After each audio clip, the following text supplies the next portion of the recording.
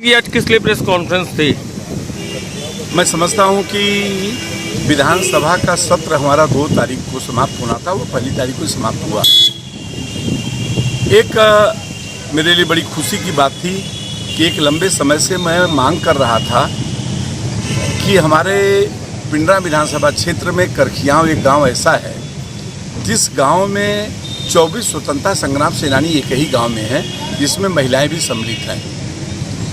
ऐसे गांव का और ऐसी चीज़ों का जब उल्लेख मैं माननीय मुख्यमंत्री जी से किया तो माननीय मुख्यमंत्री जी के भी मन में आया कि एक गांव में 24 स्वतंत्रता संग्राम सेनानी हों तो उसको निश्चित उसको आगे बढ़ाना चाहिए, उस गांव को में कुछ काम करना चाहिए। फिर मैं कहा कि पर्यटन के लिए महाराज जी मैं कुछ काम करना चाहता हूँ। उन्होंने कहा कि बनाओ प्रोजेक्ट एक।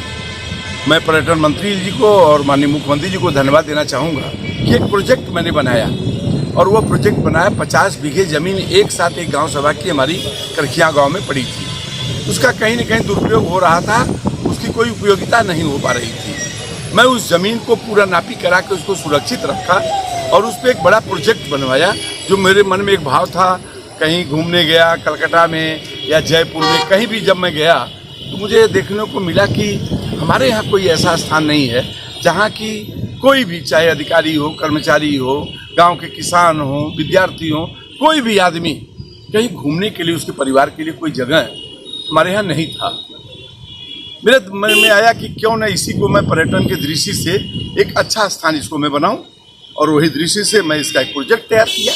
उसमें हमारे डीएम साहब, सीडीओ साहब, हमारे पर्यटन के जॉइंट डायरेक्टर रावत साहब, ये सारे लोग हमारे इस अनुरोध को, सब लोगों ने उसको बड़े गंभीरता से लिया और उसके बाद कई बैठकें हम लोगों ने इसी सर्किट हाउस में उससे संबंधित हम लोगों ने किया।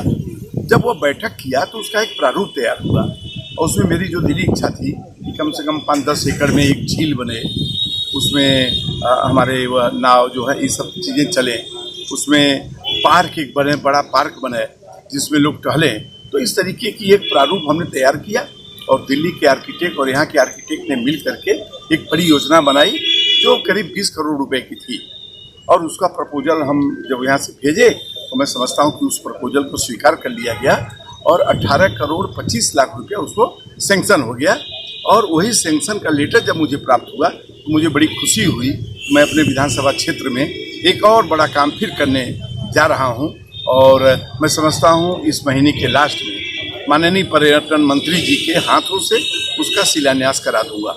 क्या नाम दिया गया इस प्रोजेक्ट का? इसके बनने से क्या लाभ होगा जनता को? इसके बनने से मैं समझता हूँ कि पहले तो वह जमीन एकदम बेकार, पानी में डूबा हुआ, वो बेकार पड़ा हुआ था, लेकिन निश्चित रूप में वह पिंडरा विधानसभा क्षेत्र के लिए नहीं, केवल बनारस के लिए नहीं, जौनपुर के लोग, बलिया के लोग, गाजीपुर के लोग और आपके भदोही के लोग, सारे के सारे लोगों को 50 बीघे में जो डेवलप कर रहा हूँ, बच्चों के खेलने कूदने की व्यवस्था से लेके और जो मोटर बोट है वो हमारा जो झील बनेगा उसमें, मैंने इस तरीके की वहाँ अच्छी कैंटीनें, मैंने इस सारी व्यवस्थाएं मैं इस तरीके करने जा रहा हूँ जिससे वहाँ पे एक बहुत बड़ा पर्यटक का केंद्र वहाँ बनने जा रहा है। उसमें सारे लोग वहाँ पे एक घूमने का एक बहुत ही मनोरम एक अच्छा स्थान वहाँ बनने जा रहा है। क्या प्रोजेक्ट को नाम क्या दिया गया है? उस प्रोजेक्ट का स्वतंत्रता संग्राम सेनानियों के नाम पे एक पार्क को डेवलप किया जा रहा है। उसका देखिए क्या नाम लोग देते हैं।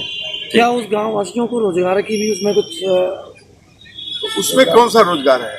वहाँ पर आप दुकान बनेगी? दुकान, हाँ। तो क्या गाँव वाले उसमें अप्लाई कर सकते हैं? नहीं करेंगे, जो जिस लायक होगा उसकी उपयोगिता उसमें की जाएगी।